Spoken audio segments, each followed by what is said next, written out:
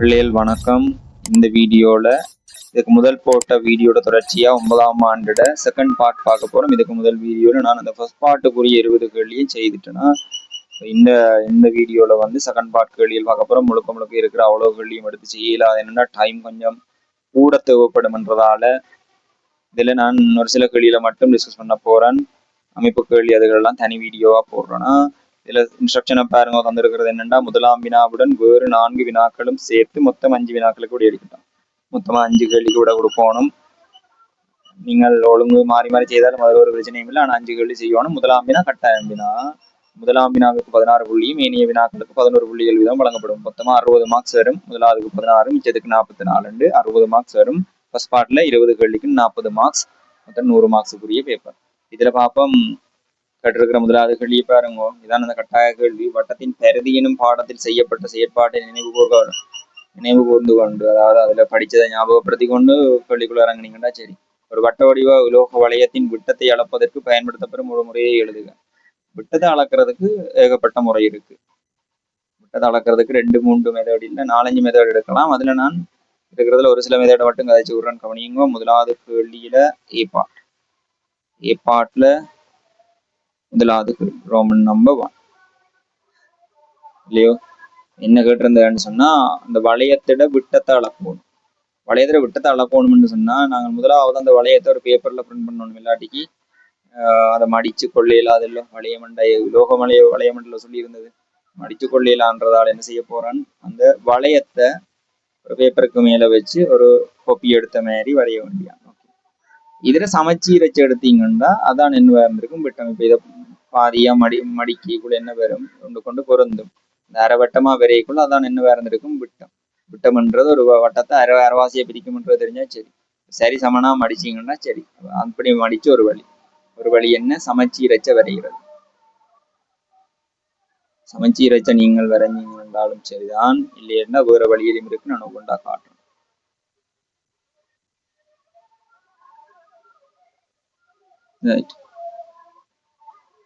வேற சமச்சீரச்சு இப்படி வரைஞ்சிருக்கிறவன்டா, இந்த சமச்சீரச்சுற வழியே சமச்சீரச்சுன்னா நீங்கள் மடிச்சு பார்க்கணும். அதை சமச்சீரச்சு இதை காட்டி போட்டு சமச்சீரச்சுற வழியே இந்த புள்ளிக்கும் இந்த புள்ளிக்கும் இடையிலான கேப் அளந்தீங்கன்னா அதான் என்னவா இருக்கும்,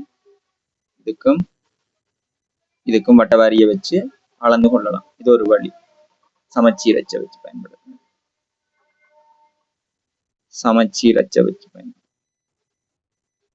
அடுத்தது 2வது வழி ஒன்று செய்யலாம். என்னன்னா, அந்த வட்டத்தை கீறி போட்டு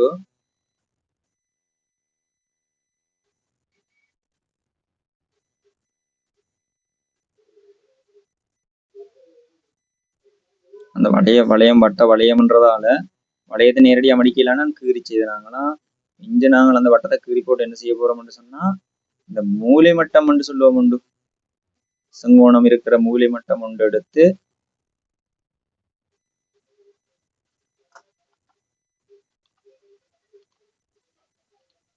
ரைட் இந்த மூலை மட்டத்தை கொண்டு வந்து செட் பண்ண போறோம். அப்படின்னு பாருங்க, வளையம் பெருசுண்டா அந்த மூலை மட்டம் சரி வராது. வளையம் சின்னண்டா ஓகே. வளையம் பெரிய வளையம்ண்டா அது மாதிரி ஒரு செங்கோணத்தை ஒரு தாளில் எடுத்தா, இல்லை ஒரு சிஆர் பேப்பர் எடுத்தாலும் ஓகே தான். சிஆர் பேப்பர் எடுத்து மார்க் பண்ணி எடுத்தாலும் ஓகே தானா. ரைட், கவனிச்சு கொள்ளுங்க. இங்க நாங்கள் அந்த செங்கோண முக்கோண வடிவ அந்த டூல் எதை பாவிச்சாலும் சரி, அதை கொண்டு வந்து இந்த வட்டத்துல ஏதாவது ஒரு புள்ளியில பொருந்துற மாதிரி வைக்க போறோம். இப்ப வச்சிருக்கிற பாருங்க, இங்க பொருந்துற மாதிரி வச்சிருக்கு. இப்ப அந்த அந்த பாகமானி மூலை மட்டத்துல 2 பக்கம் இருக்குல்லோ, இந்த 2 பக்கம் வட்டத்தை எங்கெங்க இடைப்பட்டி இருக்குன்னு பாத்தீங்கன்னா இங்க இடைப்பட்டி இருக்கு. 2 இடத்துல இடைப்பட்டும், அது சந்திச்சு கொண்டு போற மாதிரி அந்த கோடு, இந்த கோடு போய் இதுல சந்திக்குது, இது ஒரு புள்ளி. மற்றது இங்க போய் சந்திக்குது. அதான் அங்க வட்டத்துல மார்க் பண்ணி கொள்ளுங்க. மார்க் பண்ணி போட்டு இதை நீங்கள் ரிமூவ் பண்ணலாம். இப்ப எடுத்திருக்கிறதும் என்னவா இருந்திருக்கும், இதுவும் விட்டமா இருந்திருக்கும். அரைவட்ட கோணம் செங்கோணம் ஓலவெல்ல படிப்பீங்க, அதுக்குரிய ஐடியா தான் இங்கேயும் பயன்படுத்தப்பட்டிருக்கும். இதை அளந்து எடுத்தீங்கன்னா இது என்னவா இருக்கும், விட்டமா இருக்கும். இது இன்னொரு மெத்தட். அடுத்தது இது வந்து செங்கோண முக்கோணிய வச்சு செய்யற வழி.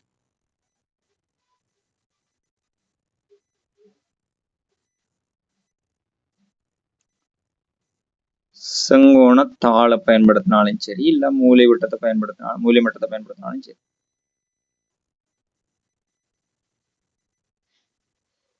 செங்கோணம் இருந்தா சரியா, செங்கோணத்தாள் எல்லாட்டிக்கு செங்கோண மூலை விட்டம், மூலை மட்டம்.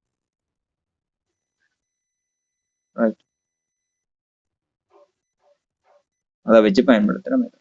இதை தவிர 2-3 வழி இருக்கு. நான் இதோட நிப்பாட்டுறேன். இரண்டாவதுல பெரிய கேள்வி ஒண்ணு. இது ரெண்டையும் வளர்ந்தீங்கன்னா சரி, இந்த இதான் விட்டமா இருந்திருக்குமா. 2வது கேள்வி என்ன, கோணத்தை உருவாக்கி எடுக்கலாம். அப்படி ஏகப்பட்ட வழிமுறை இருக்கு. உங்களோட பாடப்புத்தகத்தை பார்த்தீங்கன்னா அதுலேயும் இருக்கு வழிமுறைகள், அதுலேயும் பார்த்துக்கொள்ளலாம். 2வது கேட்டிருந்தது 25 சென்டிமீட்டர் நீளமுள்ள உலோக கம்பியை பயன்படுத்தி தயாரிக்கப்பட்ட ஒரு வட்ட வளையத்தின் விட்டம் D-ஐ பை சார்பில் காணட்டுமா. 25 சென்டிமீட்டர் நீளமுள்ள உலோக கம்பியை பயன்படுத்தி தயாரிக்கப்பட்ட ஒரு வட்ட வளையத்தின் விட்டம் D-ஐ பை சார்பில் ஒரு சமன்பாடாக எழுதட்டுமா. அப்போ எவ்வளவு நீட்டு, 25 சென்டிமீட்டர் நீட்டு, ஒரு 25 சென்டிமீட்டர் நீட்டுள்ள ஒரு கம்பி மாதிரி ஒரு துண்டு. அத இப்படி ஒரு நீட்டு கம்பி, அதுல நீளம் எவ்வளவுன்னு சொன்னா 25 சென்டிமீட்டர். இதை எடுத்து வளைச்சுதான் என்ன செய்ய போறோம், வட்ட வடிவ வளையம் ஒன்று செய்ய போறோம். அந்த வட்ட வடிவ வளையத்துல விட்டத்தை காணணும். இதை வளைச்சுதான் வட்டம் எடுக்க போறோம்னா அந்த வட்ட வடிவ வளையத்துல விட்டத்தை காண போறோம். இதான் அந்த இதை வச்சு செய்த அந்த வட்டம். இதுல விட்டம் வேணும்னா எங்களுக்கு ஒரு சமன்பாடு ஞாபகம் இருக்கும் பிள்ளைகளுக்கு. C/πd என்ற ஒரு சமன்பாடு பாவிச்சுனாங்க. C/πd, அதாவது பரிதி சிக்கும் பை என்ற மாறா பிரமாணத்துக்கும் விட்டம் டிக்கும் இடையிலான தொடர் கொண்டு எடுத்து வச்சிருந்தாங்க. நிறுவி விட்டம் நிறுவியண்டா அந்த பையிட பெருமானத்தை கண்டதுக்குள்ள இருந்தான் சி என்ற பெருமானம் வந்தது. பரிதியை காண்றதுக்கு சமன்பாடு உருவாக்குனாங்க. எப்படி உருவாக்குனாங்க, பையூடாக உருவாக்குனாங்க. அதாவது பை என்றதை நாங்கள் முதல் வரையறை செய்த நாங்கள். பை என்றது என்னது, C/D. ஒரு வட்டத்துல பரிதியிட நீளத்தை விட்டத்தால பிரிச்சா அதான் என்னது அந்த பை. அது மாறா பெருமானம்ன்றதை நிறுவி எடுத்துனாங்க. அதாவது வரைஞ்சு வேற வேற அளவுகள்ல உள்ள ஆரைகள் உள்ள வட்டங்களை வரைஞ்சு அதுல இருந்து பைய நாங்கள் ஒரு மாறா பெருமானம்ன்றதை கண்டுபிடிச்சினாங்க. பிள்ளைகள் செய்து பார்த்திருப்பீங்களா. அப்ப இங்கேயும் அந்த சமன்பாட்டை வச்சுதான் வேலை செய்ய போறோம். கவனியுங்கோ. C/πd என்று இதுல இருந்தான் உருவானது. C/πd. அப்ப பரிதியின் நீளம்ன்றது எதுக்கு சமன், πdக்கு சமன். பையால டிய பெருக்கிறதுக்கு சமன். அடுத்தது இங்க தந்திருந்த அந்த 25 சென்டிமீட்டர்ன்றது அப்படியே இங்க என்னவா வந்திருக்கும், பரிதியா வந்திருக்கும். 25 சென்டிமீட்டர் தான் சி என்று தெரிஞ்சாச்சு. அப்ப பரிதியிட நீளம் தான் எதுக்கு, இந்த வட்டத்துல சுற்றளவுக்கு சமன். அந்த 25 சென்டிமீட்டர் தான் எதுக்கு சமன், இந்த வட்டத்துல சுற்றளவுக்கு சமன். நாங்கள் கேட்டது விட்டத்தை பை சார்புல திரட்டுமாம்னு சொல்லி கேட்டவர். இதுல விட்டத்தை நான் எடுக்க போறேன் என்னண்டு, டிஎன். இதான் டி. இப்ப டிய காண்றதுக்கு சமன்பாடை பாவிக்க போறோம். C/πd சொன்னா சி எவ்வளவு, 25. ஏன் இங்க இருந்த அதே நீளம் தான் அப்படியே இங்க வந்திருக்கும்டா 25. 25 சமன் பை தர டி. ஆகவே டி எடுத்தா இந்த பைஞ்சால வந்து என்ன செய்யும், பிரிபடும். பிரிபட்டா என்ன வரும், டி சமன் என்னண்டு வந்திருக்கும் 25 கீழ் பையன்னு வந்து. அடுத்த வெளியே பாருங்க. B part. உருவானது ஒரு அரைவட்ட பகுதியையும் ஒரு சதுர வடிவ பகுதியையும் கொண்ட ஒரு தோட்டத்தின் பெரும்படி படமாம். இந்த உருவில காட்டி இருக்கிறது ஒரு அரைவட்ட பகுதியையும் சதுரத்தையும் கொண்ட ஒரு தோட்டமாம். இந்த தோட்டத்துல பாருங்க தந்திருக்கிற தரவுகளை முதல் வடிவா பார்த்து கொள்ளுங்க. இது 7 மீட்டர். இங்க ஒரு சமன் காட்டி இருக்குன்றதால இதுவும் 7 மீட்டர், இதுவும் 7 மீட்டர், இதுவும் இந்த துண்டங்கள் 7 மீட்டர் துண்டங்கள்ன்றதுக்காகத்தான் சமன் காட்டி. இப்ப நான் கேட்கிறேன் சதுரத்துல பக்க நீளம் எவ்வளவு கேட்டா 14 மீட்டர். அது பிள்ளைகளுக்கு பார்க்கவே அப்படியே பட்டமா தெரியுதுன்னு. அரைவட்ட பகுதியின் ஆரையை காண்க கேட்டவர் அரைவட்ட பகுதியின் ஆரை என்றா மையத்துக்கும் பரிதியில் உள்ள புள்ளிக்கும் இடையிலான தூரம் தான் ஆரை என்று பிள்ளைகளுக்கு தெரியும்டா. இங்க இருந்து இவ்வளவும் தான் ஆரை. இதுதான் மையம், இவ்வளவு தூரம் தான் எவ்வளவு ஆரை. அப்ப எவ்வளவு ஆரை வந்திருக்கும், 14 மீட்டர். அடுத்தது அரைவட்ட பகுதியின் வில்லின் நீளத்தை காண்க. வில்லின் நீளம் காண்றதுக்கு சமன்பாடு தெரியும் பிள்ளைகளுக்கு. பி பார்ட்ல முதலாவது கேள்வி. பி பார்ட்ல முதலாவது ஒரு ஆரையை கேட்டவங்க ஆரையார் சமன் எவ்வளவு, 14 மீட்டர். 2வது கேள்வி கேட்டது அந்த அரைவட்ட வில்லின் நீளம். அரைவட்ட வில்லின் நீளம் கேட்டது. அரைவட்ட வில்லின் நீளம் காண சமன்பாடு என்ன, முழு வட்டத்துல வில்லின் நீளம் காண்றதுக்குரிய சமன்பாடு 2πr. முழு வட்டத்துக்கு. அதை எத்தனையால பிரிச்சா அரை வட்டத்துக்குரியது வரும்? 2ஆல பிரிச்சா என்ன வரும்? அரை வட்டத்துக்குரியது வரும். இது வெட்டுப்பட்ட என்ன வர போகுது? πr. ஏன் 2πr வந்ததுன்றதும் பிள்ளைகளுக்கு தெரியும். c சமன் πd என்றா இதுல இருந்து உருவானது π என்றது அப்படியே வச்சுக்கொண்டு d நாங்கள் எப்படி எழுதலாம்? 2r எழுதலாம். 2r எழுதலாம் இல்ல? ஏன் விட்டம் வந்து 2 ஆரைகளோட பெருக்கத்துக்கு சமம். அரையில 2 மடங்கு. இங்க 2πr வந்திருக்கும். அதுல இருந்து உருவானது. இங்க முழுவட்டத்தில சுற்றளவு தான் 2πr. இங்க வில்லட நீளம் அரைவட்ட வில்லட நீளம் என்ற அரைவாசிக்கு எவ்வளவு இருந்திருக்கு? இவ்வளவு 2πrனா அது 2ஆ பிரிச்சா வருமா இல்லோ? இந்த மிச்ச வில் அரைவட்ட வில்லட நீளம் எவ்வளவு? πr வரும். πr வருமானத்தை காணும். 22 கீழ் 7 6 எவ்வளவு வந்திருக்க போது? 14. சுருக்குனீங்கண்டா 7 7 2 எவ்வளவு? 44 மீட்டர். அடுத்தது 3வது கேள்வி.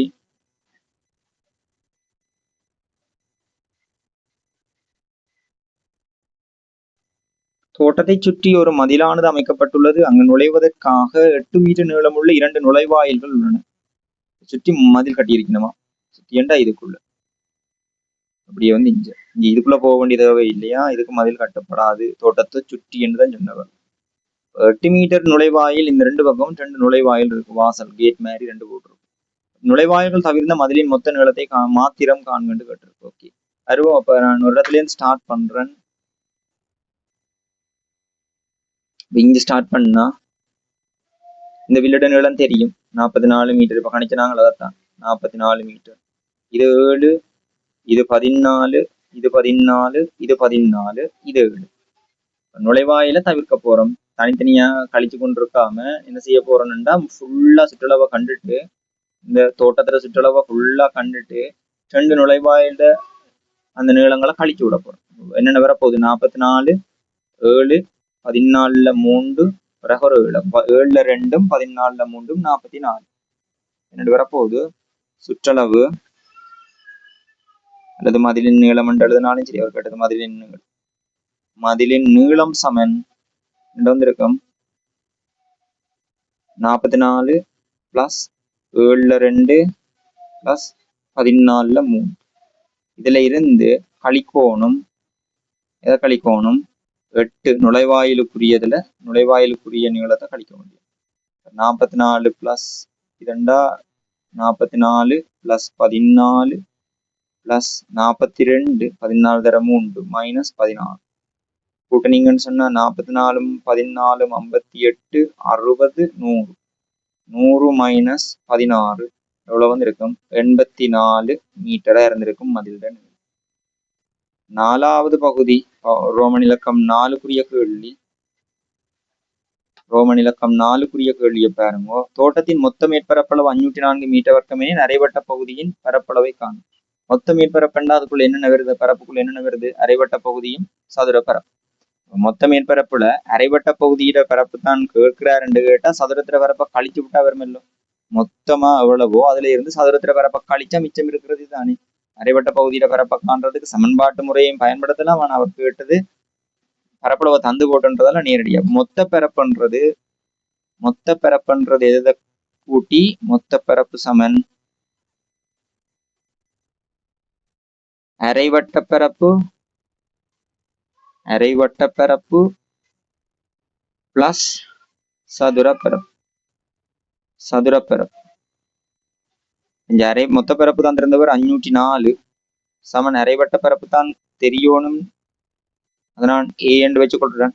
பிளஸ் சதுர பரப்பு எவ்வளவு? சதுரத்திர பக்க நீளம் எவ்வளவு? 14 தர 14. 504 சமன் ஏ சாக 14 தர 14 196. அதங்காலவே கழிவட்டா சதுர பரப்பு அரைவட்ட பரப்பு என்ன வந்திருக்கும்? கழிவட்ட இருக்குமே 196. அங்காலவே கழிவட்டா தான் ஏ வரும். அரைவட்ட பரப்பு எவ்வளவு வந்திருக்க போகுது?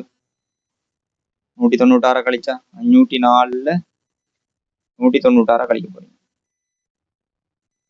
196 கழிக்க போறீங்க. 14 6 8 9 9 0 308 மீட்டர் வர்க்கம். ஓகே இல்ல பிள்ளைய? கொஞ்சம் வித்தியாசமான கேள்விகள் வந்திருக்கு. அடுத்த பாருங்க.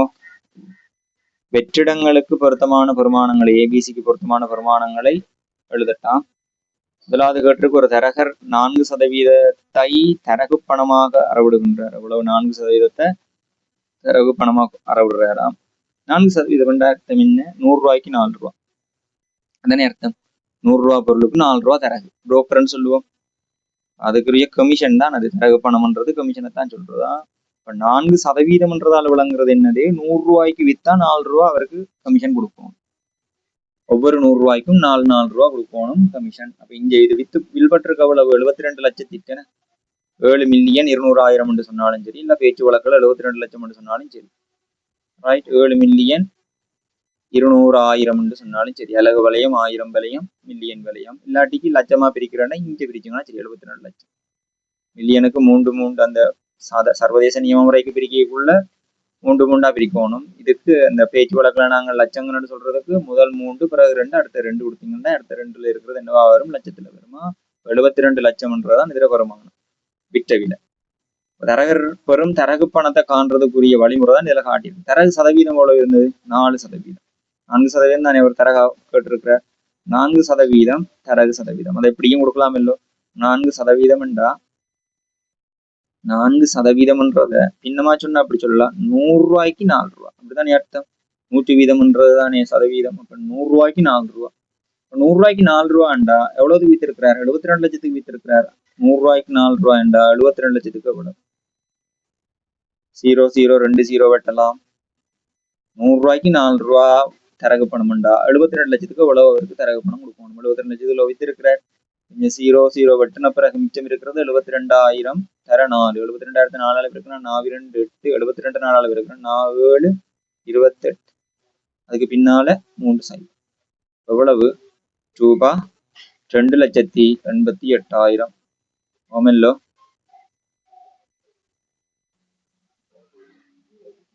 ரூபாய் 2,88,000. ரைட்.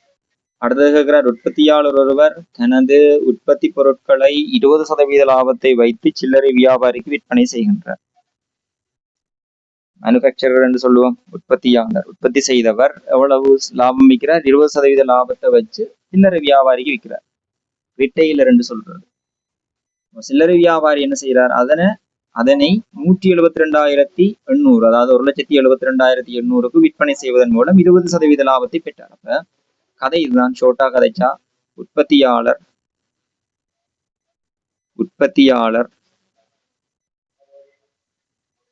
அதுக்கு பிறகு சில்லறை வியாபாரி கைமாறுது, சில்லறை வியாபாரி அதுக்கு பிறகு வாடிக்கையாளர், கடைசியா வாங்கினவர் தானே வாடிக்கையாளர். சில்லறை வியாபாரி யார்கிட்ட வித்துட்டார்? வாடிக்கையாளருக்கு வித்துட்டார். ஓகே, வாடிக்கையில இருந்து சொல்லியில நான் அதில் எடுத்திருக்கேன். ஓகே, அப்ப உற்பத்தியாளருக்கு அதுக்கு எவ்வளவு செலவானதுன்னு கேட்டா எனக்கு தெரியாது. நான் அப்ப என்னென்னு எடுத்துக்கொள்ள போறேன்? எக்ஸ் என்று எடுத்துக்கொள்றேன். உற்பத்தி செலவு எவ்வளவுன்றது தெரியாது. உற்பத்தியாளர் எவ்வளவுக்கு உற்பத்தி செலவு எடுத்திருக்கிறார்? உற்பத்தியாளரோட எக்ஸ் ரூபாய். சில்லறை வியாபாரிகிட்ட என்ன விலைக்கு அது போயிருக்கும்னு கேட்டா இதுட 20%. இதுல 20%. உற்பத்தியாளர் தான் உற்பத்தி செய்த காஸ்ட், அதை உற்பத்தி செய்ததுக்கு எடுத்த செலவை விட 20% என்ன செய்யறார்? கூட்டி விற்கிறார்.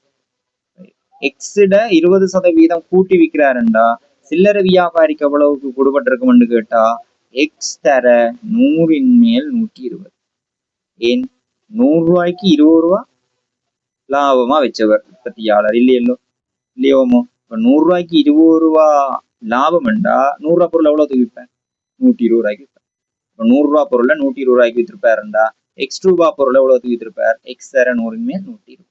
இப்ப சில்லறை வியாபாரிகிட்ட இருந்தா யாருக்கு போகுது? வாடிக்கையாளர்கிட்ட போகுது. வாடிக்கையாளருக்கும் எத்தனை சதவீதம் லாபம் வச்சிருக்கிறார்? 20%. இவர் 20% லாபம் வச்சு சில்லறை வியாபாரிக்கு விற்க, சில்லறை வியாபாரி 20% லாபம் வச்சு வாடிக்கையாளருக்கு விற்கிறார். வாடிக்கையாளருக்கு அவ்வளவு ரூபாய்க்கு போயிருக்கும்னு கேட்டா அது கோவையாளர் அப்படி வந்திருக்கும். கோவை இவற்ற அந்த விலையிட சில்லறை வியாபாரி வாங்கின விலைக்கு 20% லாபம் வச்சிருப்பாரு. சில்லறை வியாபாரி வாங்கின விலை எக்ஸ்ல 100 மேல் 120 தர இதோட எத்தனை சதவீதம்? 100 மேல் திரும்பியும் 120 வரும். ஏன்? இதோட 20% அவர் ஆட் பண்ணியிருப்பார். சில்லறை வியாபாரிக்கு வந்த விலையை விட 20% கூட்டித்தானே அவருக்கு கொடுத்திருப்பார். இங்க வாடிக்கையாளர் பெற்றுக்கொண்ட விலை தான் இங்க வந்திருக்குன்னா வாடிக்கையாளர் அந்த பொருளை எவ்வளவுக்கு வாங்கியிருப்பார், இவ்வளவுக்கு. சில்லறை வியாபாரி அதனை 1,72,000 விற்றுன்னு சொன்னா இதுதான் அந்த விற்ற விலை தானே வாங்கிய விலை. அதாவது சில்லறை வியாபாரி விற்ற விலையும் வாடிக்கையாளர் வாங்கின விலையும் உண்டு இல்லை. நான் ஒரு பொருளை விற்கிறேன், வாங்குற ஆள் வந்து 1000 ரூபாய்க்கு வாங்குறாருண்டா விற்ற விலை எவ்வளவு 1000 தானே. விற்ற விலையும் வாங்கின விலையும் உண்டு. அதாவது விற்றாளுக்கு விற்ற விலை, வாங்கின ஆளுக்கு அது வாங்கின விலையா இருக்கும். அப்ப இங்க சில்லறை வியாபாரி விற்ற விலை தான் இது, வாடிக்கையாளர் வாங்கின விலை. சாரி, அப்ப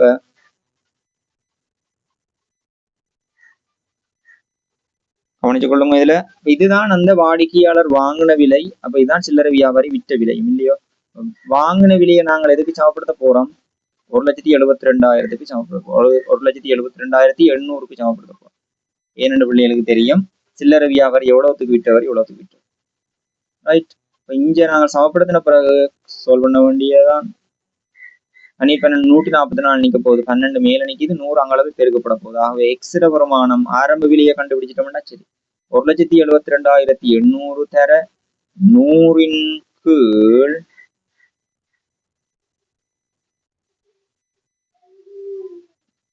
இந்த 12 எங்க வந்திருக்கு, கீழே வந்திருக்கு. 12 தர 100 சுருக்கம் முதல்ல இந்த 12 சுருக்குவோம்.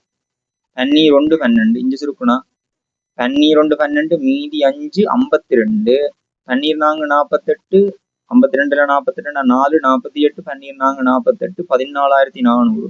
திருப்பி 12 சுருக்கலாம். 12 12 144 சுருக்கணும். 1200 வருது. அங்கால 2 சைவர் இருக்குண்டா 1200க்கு பின்னால இந்த 100ல இருந்து 2 சைவர் எவ்வளவு வந்திருக்கும், ரூ.120,000. அப்ப உற்பத்தியாளர் அவர் உற்பத்தி செலவு எவ்வளவு, ரூ.120,000.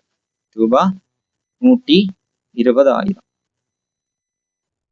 அப்ப இப்ப பிள்ளைகளுக்கு கண்டுபிடிக்கலும் சில்லறை வியாபாரி எவ்வளவுக்கு வாங்கி இருப்பார். இதுல வந்திருக்கிறது நம்ம வாங்கின விலை எவ்வளவுக்கு வாங்கி இருப்பார். அந்த எக்ஸிட அதாவது 120,000 எத்தனை சதவீதம், 100 மேல் 120, 0000 பெருக்கணும் என்ன வரப்போகுது, ரூ.144,000. ஓமெல்ல பாருங்க, இதுல ரூ.144,000 வாங்கினவர் சில்லறை வியாபாரி, அவருக்கு விற்கக்குள்ள எவ்வளவுக்கு வீழ்பட்டிருந்தது, ரூ.172,800 வீழ்பட்டிருந்தது. அப்ப இதுக்கும் இடையிலான கேப் தான் இவற்றை லாபம் என்று பிள்ளைகளுக்கு தெரிஞ்சாச்சு. 1,44,000க்கும் 1,72,000. அப்ப லாபம் சில்லறை வியாபாரி பெற்ற லாபத்தை தான் கேட்டது. இப்ப பெற்ற லாபம் யார் பெற்ற லாபம், சில்லறை வியாபாரி சமன் 1,72,800ல இருந்து கழிக்க போறோட 1,44,000 கழிக்க போறோம்.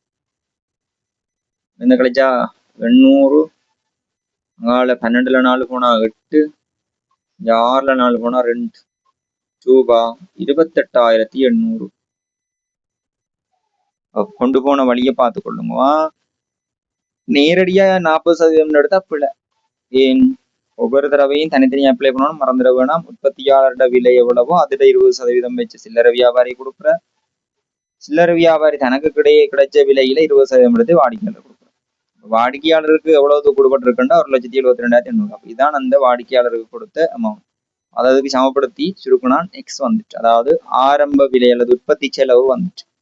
உற்பத்தி செலவு வந்துட்டு எங்களுக்கு சில்லறை வியாபாரிக்கு எவ்வளவு கொடுத்திருப்பாருன்றதை கண்டுபிடிக்கணும். சில்லறை வியாபாரிக்கு எவ்வளவு வந்து கொடுத்திருப்பாரு, 1,44,000 கொடுத்திருப்பாரு. அந்த சில்லறை வியாபாரிக்கு கொடுத்த விலையை விட எவ்வளவு கூட கொடுத்துறதுதான் லாபம். வாடிக்கையாளருக்கு எவ்வளவு கொடுத்திருக்கிறார், 1,72,800 கொடுத்திருக்காருன்னு சொன்னா அதுக்கு முன்னாடி கேப் எவ்வளவு, 28,800. நல்ல கேள்வியும்னா அடுத்தது பாருங்க, எக்ஸ் வர்க்கம் சக 7x 144 என்னும் கோவையை காரணிப்படுத்தட்டுமா. மூன்றாவது கேள்வியில ஏ பார்ட், எக்ஸ் வர்க்கம் சக 7x 144. இதுல நாங்கள் முதலாவது செய்ய வேண்டியது இந்த 144 மறை முதலாம் உறுப்பிட குணகத்தால 3ஆம் உறுப்பை பெருக்க போறீங்க. என்ன வரப்போகுது, மறை 144. மறை 144 காரணி எழுதுனீங்கன்னா 1 தர 144 ஒரு காரணி, 144 காரணி எழுதுறோமா, 1 தர 144, 2 தர 72 இல்லையோ, 2ஆல பிரிச்சா மூன்றால பிரிக்கலாம். இலக்க சுட்டி என்ன வருது 9. இப்ப மூன்றால பிரிபடும். 3 தர 4 12 மீதி 2 24 3 24 3 தர 48.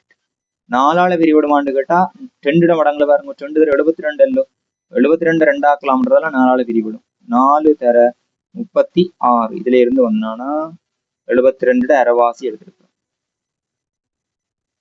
அடுத்தது 5ஆல பிரிபடாது இறுதி இலக்கம் 0 அல்லது 5 இருக்கணும்.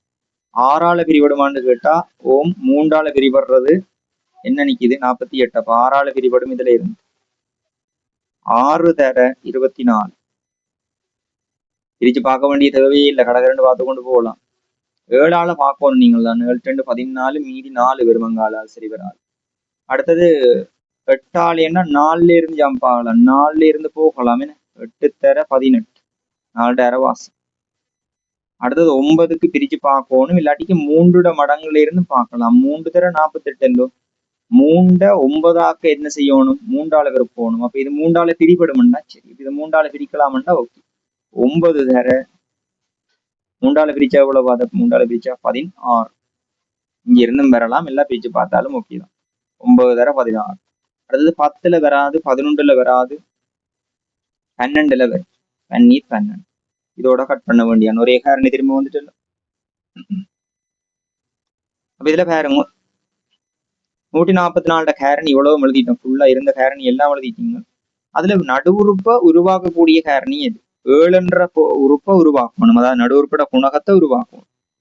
7 உருவாக்கக்கூடியன்னா கழிச்சு தான் உருவாக்கலாம். கூட்டுனா கூட வந்துடும். கழிச்சு பார்த்து கொண்டு போனீங்கன்னா சரி. இதுல போய் சரி வராது. இங்கேயும் 7க்கு அப்புறம்னா கீழே தான் சரி வரும். 24 6 போனா அப்பயும் 18 தான் வரும். இங்க 10 இங்க வரும் 7 பாருங்க. இந்த செட் சரியா 9 தர 16 சரி. மைனஸ் 144 வரணும்டா 1 பிளஸும் 1 மைனஸும் இருக்கணும். இங்க பிளஸ் இருக்கிறதால பெரிய ஆளுக்கு பிளஸ், இது மைனஸ். 9 மைனஸும் 16 பிளஸும் நேரடியாக ஆன்சர் எழுதலாம். ஆனா நான் ஒவ்வொரு ஸ்டெப்பாவே எழுதுறேன்னா எக்ஸ் வர்க்கம் சய 9x சக 16x சய 144 இது ரெண்டுலையும் இருந்து பொதுவெடுத்தா எக்ஸ பொதுவெடுக்கலாம். எக்ஸ் சய 9 அதே எக்ஸைய 9 திரும்ப ஒரு காரணியா வரும்னு சொன்னா இந்த எக்ஸ் உள்ளுக்க போயிட்டா வெளியால் என்ற கோணம் சக 16. ஒரு காரணி வரப்போகுது எக்ஸைய 9, மற்ற காரணி வரப்போகுது எக்ஸ் சக 16 காரணிப்படுத்திட்டு. அடுத்தது கேட்கிறார், அதுலயே கேட்கிறார் காரணிப்படுத்துக்கு எக்ஸமன் 9ஆக இருக்கும் போது கோவையின் பெருமானத்தை காணவும் சொல்லியிருக்கிறார். எக்ஸமன் 9 இருக்கைக்குள்ள கோவையோட பெருமானம் என்ன? எக்ஸுக்கு பதில் என்ன போட போறோம்? எக்ஸமன் 9 எனின் எக்ஸுக்கு பதிலாக போட போறோம் பெருமானம் என்ன? எக்ஸுக்கு போட போறோம் 9 சய 9. இங்க வரப்போகுது 9 சக 16. 9ல 9 போனா 0 தேர. இதுல பிரக்கட்டுக்கு இடையில என்ன இருக்கு? தேர பெருக்கமா இருக்கு. தானே காரணின்னு சொன்னாங்க 25. இதுல இருந்து 0 தர 25 எவ்வளவு? 0. அடுத்தது பி பாட்டை பாருங்க. பி பாட் ஓர் எண்ணுடன் 3ஐ கூட்டி 8ஆல் பெருக்கும் போது அதன் விடை 64 எனின் ஆரம்ப எண்ணை ஓர் அச்சரகணித உறுப்பாக கொண்டு ஒரு சமன்பாட்டை உருவாக்கட்டும். நான் ஆரம்ப எண்ணை இங்க வைக்க போறேன். ஆரம்ப எண் எக்ஸ். எக்ஸிட சார்புல தான் சமன்பாடு உருவாக்க போறோம். அவனிங்கோ ஆரம்ப எண்ணுடன் அந்த ஒரு எண்ணுடன் 3ஐ கூட்டி 8ஆல் பெருக்கும் போதுண்டா 8ஆல் பெருக்க வேண்டிய அவ்வளோத்தையும் பெருக்கணுமா? 3 மட்டும் பெருக்கிறேல 3 கூட்டி வந்து அந்த கோவை 8ஆல் பெருக்கணும். ஆரம்ப பெருமானத்தோட 3 கூட்டிங்களா? ஆரம்ப எண்ணோட ஒரு எண்ணுடன் 3 கூட அந்த எண் எக்ஸோட 3 கூட்டி வந்த விடையத்தான் 8ஆல் பெருக்கணும்டா. அப்ப பிரகட்டை போட்டுக்கொள்ளணும். பிரகட் அதுக்கு பிறகு தர 8. ஆரம்ப எண்ணுடன் 3ஐ கூட்டி 8ஆல் பெருக்கும் போது எதுக்கு சமனா? 64க்கு சமம். அதன் விட எவ்வளவு வருது? 64. இந்த 8 போய் பிரிபட்ட என்ன வர போகுது? எக்ஸக 3 சமன் 64 கீழ் 8. ஆகவே எக்ஸக 3 சமன் 8 என்று வரும். 64 8ஆல் பிரிச்சா எவ்வளவு? 8. ஆகவே எக்ஸ் சமன் இந்த 3 போய் கழிப்பட போகுது எவ்வளவு வரும்? 5. ஆரம்ப என்ற பெருமானத்தையும் கண்டுட்டோம். முதல் கோவையை உருவாக்க சொன்னவர் முதலாவது, 2வது அதை தீர்க்க சொன்னவர். ஓகே இல்ல? அடுத்தது பாருங்க சி பார்ட். எக்ஸக 7y சமன் 64, எக்ஸை 5y சமன் 4. இந்த ஒருங்குவை சமன்பாட்டை தீர்க்கட்டான். ஒருங்குமை சமன்பாட்டை பற்றி முதல்ல நான் கதைச்சிருக்கிறேன் வீடியோ உண்டு சமன்பாடுகளுக்கு தனியாவே. இதுல பாருங்கோ, ஏதாவது ஒரு குணகம் சமனா இருக்கணும். எக்ஸிர குணகம் இஞ்சின்னு இருக்கும், இஞ்சையும் உண்டு. எக்ஸிர குணகம் சமனா இருக்கு. வயிற குணகம் இஞ்ச 7 இஞ்சு 5 இருக்கு. எக்ஸிர குணகம் சமனா இருக்குன்றதால எக்ஸ் தான் நீக்க போறோம். நான் சமன்பாட்டுக்கு பெயர் வச்சுக் கொள்றேன். இது முதலாம் சமன்பாடு, இது இரண்டாம் சமன்பாடு. இப்ப எப்படி நீக்கிறதுன்னு கேட்டா, முதலாம் சமன்பாட்டிலையும் எக்ஸிர குணகம் பிளஸ் ஒன்று தான், இங்கேயும் பிளஸ் ஒன்று தான். ஒரே குறி வருது, ரெண்டுமே ஒரே குறி, அங்கேயும் பிளஸ் இங்கேயும் பிளஸ். ஒரே குறி வந்தா ஒன்று சேர்க்காதே அப்படின்னு ஒரே குறி வந்தா சேர்க்கக்கூடாது, கழிக்கும். இதுல இருந்து கழிக்க போறீங்க, 1ல இருந்து 2 கழிக்கும். 1ல இருந்து 2 64ல 4 போனா எவ்வளவு வரும்? 62 வரும். 1ல இருந்து 2 கழிக்கும். முதலாம் சமன்பாட்டில் இருந்து கழிக்க போறோம் இரண்டாம் சமன்பாடு. முதலாம் சமன்பாட்டை எழுதி கழிக்கக்குள்ள எக்ஸாக 7y, அதுல இருந்து கழிக்க போறேன் எக்ஸ் மைனஸ் 5y சமன் 64 மைனஸ் 4. அடைப்பு நீக்கணும், மைனஸால பெருக்கணும். எக்ஸாக 7y சயவால் அடைப்பு நீக்கணும், மறை எக்ஸ் இதால் எதை பெருக்குனா பிளஸ் 5y என்று மாறும். மறை எதை போய் பெருக்குதோ அது கூடி மாறும் தெரிஞ்சாச்சு. சகவா இருந்தது சயவாவும், சயவா இருந்தது சகவாவும் மாறும். 64ல 4 போனா எவ்வளவு? 60. எக்ஸும் எக்ஸும் கேன்சல் ஆகும். 7yயும் 5yயும் எவ்வளவு? 12y சமன் 60. ஆகவே y சமன் 60. அந்த 12 போய் என்ன செய்யும்? வகுக்கும். வகுத்த எவ்வளவு? 5. வயிற பிரமாணம் 5 என்று கண்டுட்டோம்னா இனி கொண்டு போய் பிரதியிட வேண்டியதுதான். இனி என்ன செய்ய போறோம்? y சமன் 5, y சமன் 5 சமன்பாடு 1ல் பிரதியிட. 1ல் பிரதியிட. முதலாம் சமன்பாடு என்னது? எக்ஸாக 7y சமன் 64. அதுல இருந்து வைக்கு போட போறோம் எவ்வளவு? 5. எக்ஸாக 7 தர 5 சமன் 64. 7 35. அது அங்களவு கழிபட போகுது. எக்ஸ் சமன் 64 சய 35. எக்ஸ் சமன் என்னென்னு வர போகுது? 29. ஃபைனல் ஆன்சரை ஒரு இடத்துல எழுதி விடுங்க. எக்ஸ் சமன் 29, y சமன் 5. ரைட். அடுத்த கேள்வி பாருங்க. 512 2ன் வலுவாக திரட்டுமா? 512 2 வலுவா எழுதட்டாம். கவனிச்சு கொள்ளுங்க. முதலாவது நாங்கள் 512 முதன்மை எண்கள்ட பெருக்குமா எழுதணும். நம்மள 512ன்றது 2 எத்தனையாம் வலுவன்னு சில பிள்ளைகளுக்கு தெரிஞ்சிருக்கும். சில பிள்ளைகள் அதை பழக்கப்படுத்தி இருக்காத பிள்ளைகள் பிரிச்சுதான் பார்ப்போம். வலுவடிவத்தை சுட்டி வடிவத்துல கேட்கிறாண்டாலே முதலாவது அதை நாங்கள் முதன்மை காரணிகள்ட பெருக்குமா எழுதணும். சுட்டி வடிவுல கேட்கிறாங்க. இது 2ஆல பிரிக்கலாம்.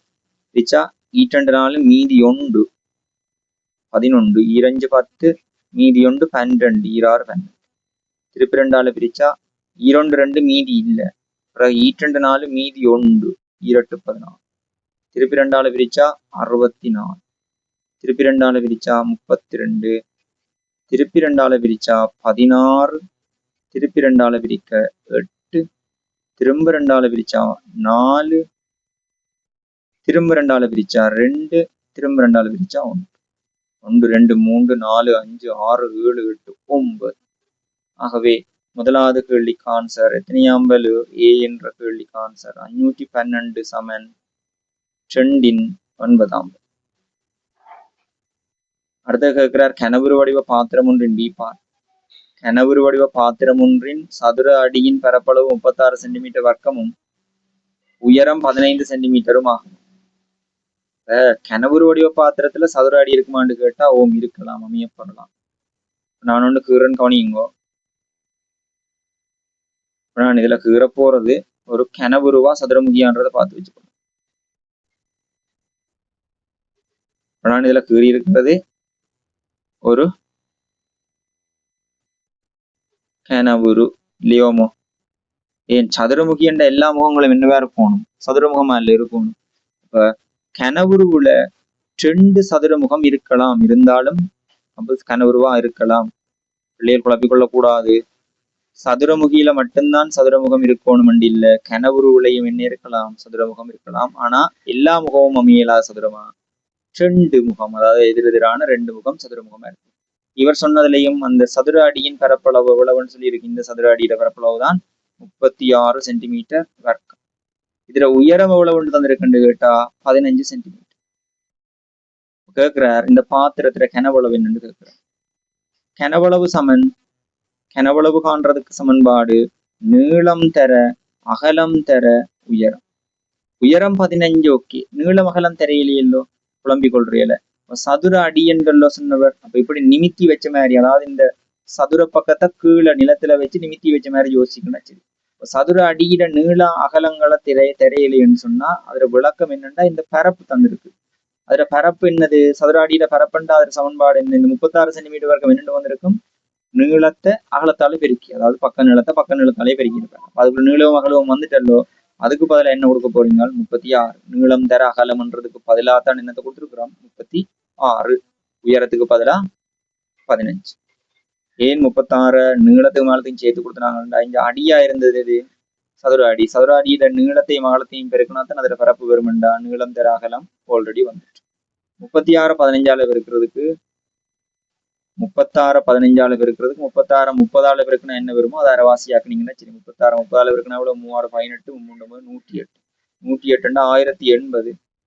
1080 ரெண்டா பிரிச்சா எவ்வளவு, 540. 540 சென்டிமீட்டர் கேனம். குறியீடு முக்கியம், அளவு முக்கியமா. 30 பெருக்கி 2 பிரிச்சு நான் ஈஸிக்காக, 10 மடங்குகளால பெருக்கிறது ஈஸின்றதுக்காக 30 பெருக்கி 2 பிரிச்சு நான்.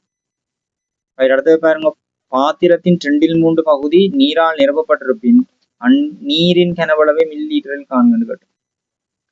பாத்திரத்தின் 3/2 பகுதி நீரால் நிரப்பப்பட்டிருக்கண்டா நீரிட கனவளவு, நிரப்பப்பட்டுள்ள நீரின் கனவளவு மில்லி லீட்டர்ல கேட்டிருக்கு. முதல் நாங்கள் பார்ப்போம் எவ்வளவு நீரின் கனவளவை முதல் சென்டிமீட்டர் கணத்துல பார்க்கணும்டா. 540 தான் மொத்த கொள்ளளவு. அதுல 3/2 540 3 பிரிச்சு 2 பங்கு. 3 பிரிச்சா எவ்வளவு, 3 மீதி 2 24 24 180. அது 2 இருக்குன்னா எவ்வளவு, 360 சென்டிமீட்டர் கிணம் தான் தண்ணியா இருக்க போகுது. அந்த நீரிட கனவளவை மில்லி லீட்டர் லீட்டர்ல கூட போகணும். இந்த மில்லி லீட்டர்லாம் கேட்டு இருக்கிறார். 1 சென்டிமீட்டர் கிணம்ன்றது, 1 சென்டிமீட்டர் கிணம் எதுக்கு சமன், 1 மில்லி லீட்டருக்கு சமன். 1 மீட்டர் கிணம் எதுக்கு சமன், 1000 லிட்டருக்கு சமன். 1 சென்டிமீட்டர் கிணம்ன்றது 1 மில்லி லீட்டர்ண்டா 360 சென்டிமீட்டர் கிணம் எவ்வளவுக்கு சமன், 360 மில்லி லீட்டருக்கு சமன். அடுத்தது பாருங்க, அதன் பின்னர் மேலும் 144 மில்லி லீட்டர் நீர் அப்பாத்திரத்தினுள் விடப்பட்டது. நீர்மட்டத்திற்கு மேலே உள்ள பாத்திரத்தின் எஞ்சிய உயரத்தை காண்க. என்ன கேட்கிறாருண்டா, அந்த இருக்கிற இப்ப 360 மில்லி லீட்டர் தண்ணிக்குள்ள 144 மில்லி தண்ணியை என்ன செய்யணுமா, ஊற்றினுமா. பாத்திரத்தின் எஞ்சிய உயரத்தை காண சொல்லி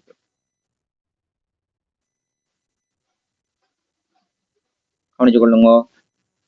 அப்ப மொத்த கனவளவு இருந்தது 540 சென்டிமீட்டர் கிணமண்டா அதுல கனவளவு எவ்வளவு, 540 மில்லி லீட்டர்னு எடுக்கலாம்.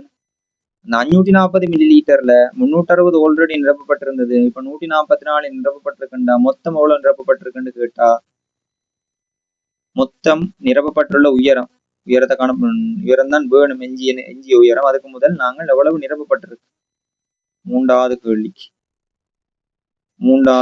நிரப்பப்பட்டுள்ள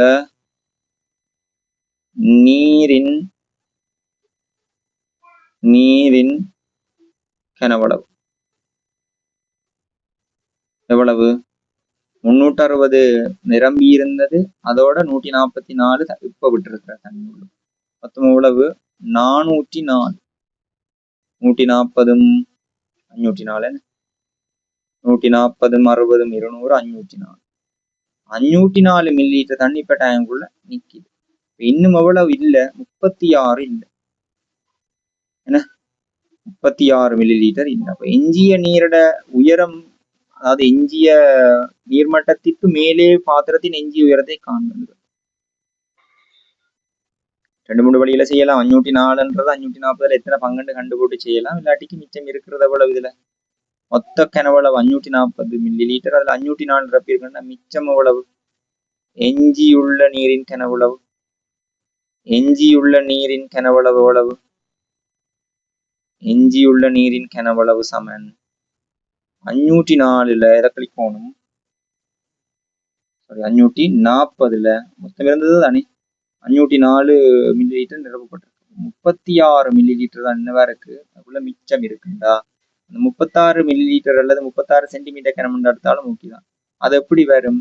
எஞ்சியுள்ள நீரிட கனவளவுக்கு நீளம் தர அகலம் தர உயரம் சமன் எதுக்கு 36 மில்லி லிட்டர்ன்றது 36 சென்டிமீட்டர் கனவும் உண்டு தானே, 36க்கே சமப்படுத்த போறோம். சென்டிமீட்டர் கனம்ன்றதும் 1 மில்லி லிட்டர்ன்றதும் 1 சென்டிமீட்டர் கனவும் சமன் தெரியும். நான் 36 சென்டிமீட்டர் கணத்துக்கு தான் சமப்படுத்த போறோம்.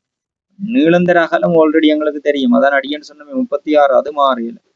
தர உயரத்தை நான் எச் எடுக்க போறோம். இது சமன் 36. ஆகவே எச் சமன் 36 அளவை பிரிபட்ட எச் சமன் எவ்வளவு 1 சென்டிமீட்டர்.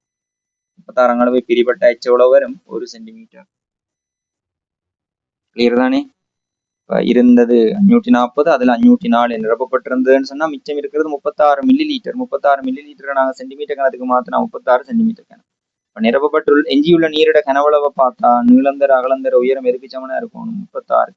நீளந்தர அகலம்ன்றதுதான் அடியிட பரப்புன்னு சொன்னுவார். அப்ப அடியிட பரப்பு எப்பயும் மாறாது. நீளந்தர அகலம் 36 உயரத்தை மட்டும் நாங்கள் எச்சன் எடுத்துக்கொண்டோம். 36 அளவு பிரிபட்ட அவ்வளவு 1 சென்டிமீட்டருக்கு 1 சென்டிமீட்டர் உயரத்துக்கு தண்ணி நிரப்பப்படவில்லை. இப்பாத்திரத்திலுள்ள நீர் அனைத்தும் நீர் வீணாகாதவாறு வேறொரு சதுரமுகி வடிவ பாத்திரத்தினுள் ஊற்றப்பட்டது.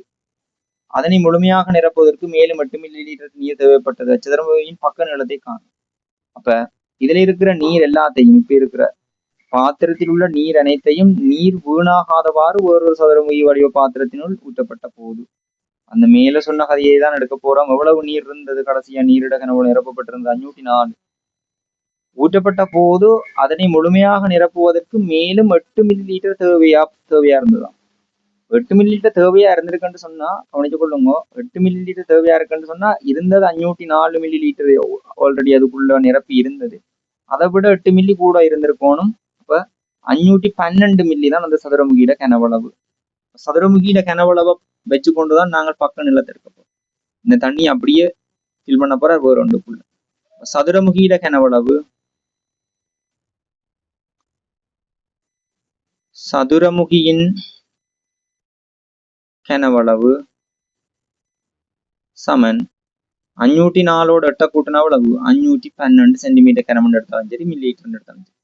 512 எப்படி வந்திருக்கும்? நீளம் தர அகலம் தர உயரம். நான் எடுத்துக்கொள்றேன் அந்த கனவுரு வடிவ பாத்திரத்துல சதுரமுகி வடிவ பாத்திரத்துல பக்க நீளத்தை என்ன எடுக்க போறேன் ஏன்னு எடுக்க போறேன். இப்ப இதுவுமே நீளம் தர அகலம் தர உயரம்ன்றது ஒரு மேதர ஏதரையே எவ்வளவுக்கு சமன் 512க்கு சமன். இங்க ஏ கனம் சமன் 512. ஆல்ரெடி நாங்கள் இந்த 512 காரணி எழுதுனாங்க மேல முதல் பாட்டுல. 512க்கு என்ன காரணி வந்தது இந்த இருக்கல்லோ பாருங்க.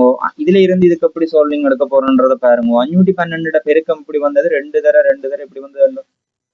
ஏ கனம் சமன் 512 எங்களுக்கு இங்க ஆன்சர் ஏ வேணுமெண்டா பக்க நீளம் வேணுமெண்டா உதாரணத்துக்கு 2 கனம் சமன் எக்ஸிட கனம்ண்டா எக்ஸ் எவ்வளவு கேட்டா அவ்வளவு 2. அதாவது அடி சமனா சுட்டி சமனா இருக்கைக்குள்ள சமன்பாட்டுல அமைஞ்ச அடி கட்டாயம் என்ன இருக்கும் சமனா இருக்கும்.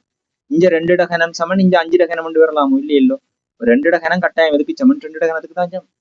இங்க 2 இருக்கண்டா கட்டாயம் இங்கேயும் என்ன இருக்கணும் 2 இருக்கணும். ஏன் சுட்டி சமனா இருக்கிறதால கட்டாயம் அடி சமனா இருக்கும். இதேதான் இங்கேயும் செய்ய போறோம். 512 ஏதோ ஒன்றோட கனமா எழுத போறோம். ஏன்னா இங்க சுட்டியை தான் சமப்படுத்தலாம் அடி தெரியாதல்லோ. சுட்டி 3 இங்கேயும் 3 வார மாதிரி செட் பண்ண போறேன். 512 அப்படி எழுதலாம். 512 பாருங்க 3 வார மாதிரி எடுத்து அப்படி வரும். இது பாருங்க 3 செட்டா உடைக்க வேண்டியா. இதுல 3 செட்டா என் கனமெல்ல வரணும். இங்க வரப்போது 8 கனம் எழுதலாம். 512 எழுதலாம். ஏ கனம் சமன் 8 கனம். ஆகவே ஏ சமன் 8 சென்டிமீட்டர்.